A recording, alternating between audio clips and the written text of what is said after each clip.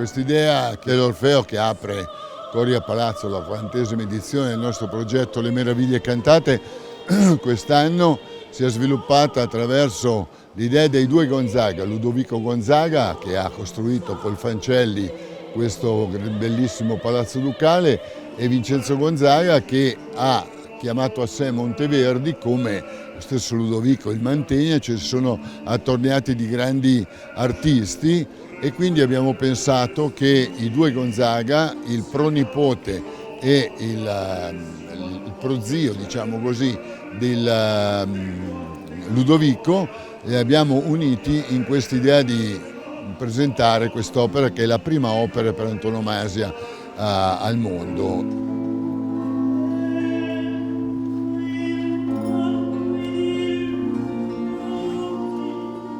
Un'opera straordinaria, l'opera mantovana, l'opera lirica mantovana per eccellenza, e che qua all'interno del Palazzo Ducale che fu dei Gonzaga sicuramente riecheggerà in maniera ancor più straordinaria e ancor più importante. È una serata per il nostro comune bella, è una serata di qualità, è una serata di grande spessore.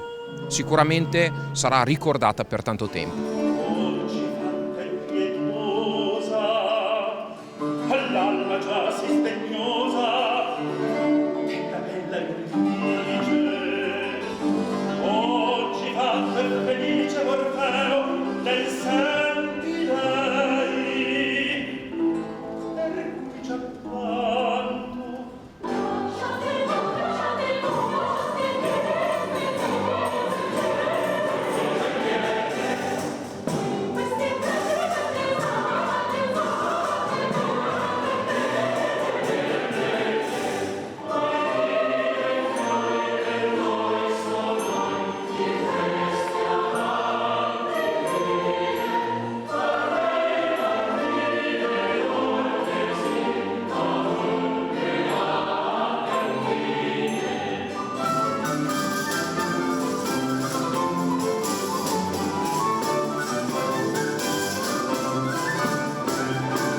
Sono molto onorata di far parte di questo progetto nel quale ho curato la parte coreografica e i movimenti scenici.